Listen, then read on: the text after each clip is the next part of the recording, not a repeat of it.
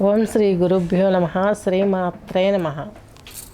ఈరోజు మనము 2026 రెండవ పక్ష ఫలితాలు తెలుసుకుందాము.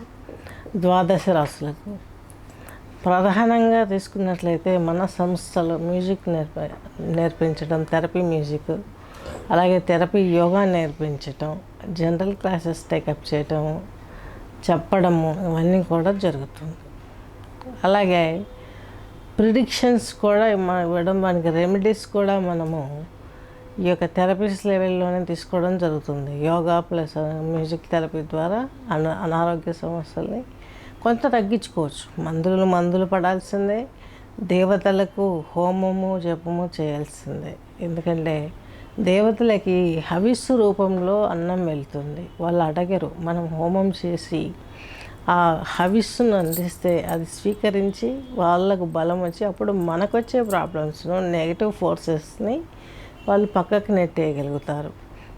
ఇది గమనించుకోవాలి. నెక్స్ట్ వచ్చేసి సింహలగ్నం తీసుకున్నట్లయితే మీ రాశిధిపతి అయినటువంటి రవి భగవానుడు మీకు వ్యయ స్థానంలోకి వచ్చేసాడు ఈ యొక్క జూలై 17వ తేదీన. ఇక్కడ గురువు కూడా, దేవగురువు కూడా ఉన్నాడు. చంద్రుడు వ్యయంలోనే ఉన్నాడు, ఖచ్చితంగా యోగిస్తాడు. 2 days అంతే. చంద్రుడి మూమెంట్ అంతా రాశి చక్రంలో ఒక్కొక్క రాశిలో రెండు రోజుల 1 గంట అంతే.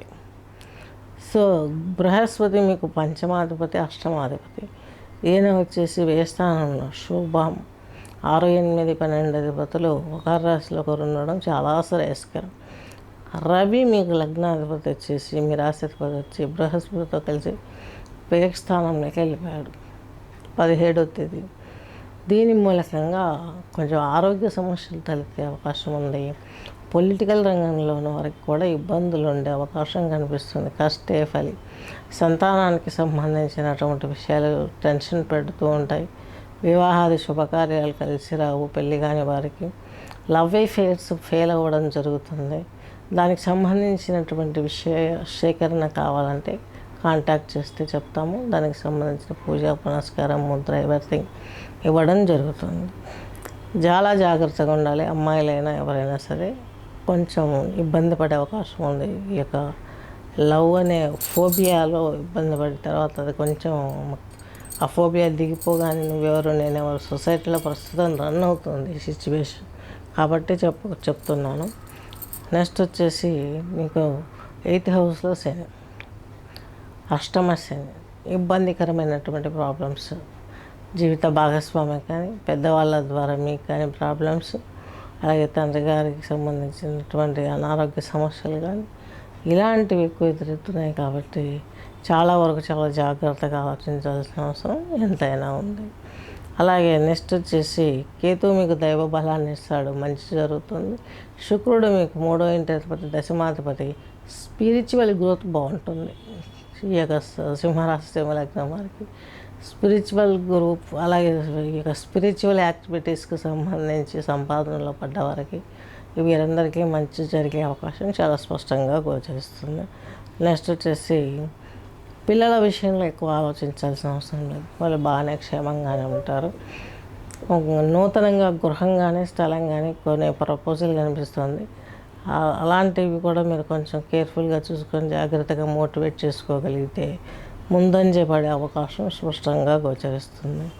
రాహు వచ్చేసి మీకు సింహరాశి సింహలగ్నం వారికి మీకు ఈ యొక్క సప్తమంలో ఉండి మీ రాశిని చూస్తున్నాడు. ఇక్కడ శుక్రుడు ఉన్నాడు, ప్లస్ కేతువు ఉన్నాడు మీ రాశిలో. మీ తృతీయాధిపతి ప్లస్ దశమాధిపతి శుక్రుడు. ఇక్కడ ఉద్యోగంలో ఉన్న వారికి కొంచెం ప్రెషర్ పెడతాడు ఈ యొక్క రాహు. ప్రయాణాలలో జాగ్రత్త వహించాల్సిన అవసరం ఉంది. ఎక్కువగాను గాజు పెంకులతో కూడినటువంటి స్థలాలలో నడిచేటప్పుడు చాలా జాగ్రత్తగా ఉండండి. అవి శరీరాన్ని గాయపరిచే అవకాశాలు ఉన్నాయి. యాక్సిడెంట్స్ కావచ్చు, ఏదైనా. లేకుంటే ఇంట్లోనైనా ఏదైనా తొక్కడం, గాజు పెంకులు అవి ప్రాణాంతకానికి మారడం. షుగర్, బీపీలు ఉన్న వాళ్ళకి ఎక్స్పెషల్లీ ఏదైనా ఇలాంటివి అయినప్పుడు, ఇలాంటి ప్రమాదాలు అయినప్పుడు ప్రాణాలకు పోతాయి. అంత ఇదిగా ఉంటుంది. అది గుచ్చుకున్నప్పుడు బ్లడ్ ఇదే లోపల కండరం వరకు వెళ్ళి అది సరిగా షుగర్ తోటి బాధపడే వాళ్ళకి అది హీల్ అవ్వక దాని ద్వారా ప్రాబ్లమ్స్ ఎక్కువ వచ్చే అవకాశం ఉంది. అలాగే మీకు సింహరాశి సింహలగ్నం వారికి మీకు జీవిత భాగస్వామి అయినటువంటి ఈ యొక్క శని వచ్చేసి 6వ ఇంటిపతి 7వ ఇంటిపతి మీకు 8లో ఉన్నాడు. ఆయుష్ పెరుగుతుంది. అనారోగ్యం తొలగిపోవటానికి దైవారాధన ఈశ్వరాభిషేకం చేసుకుంటే చాలా బాగుంటుంది. ఎందుకంటే ఇవన్నీ జరుగుతూ బాగుండకపోతే ఏమనిపిస్తుందంటే ప్రాణంతో ఉన్నా లేకున్నా ఏంటి అన్న వైరాగ్యం వస్తుంది. ఎందుకంటే పైపచ్చి కేతుతో కలిసి ఉన్నాడు శుక్రుడు, రాశిలోనే ఉన్నాడు.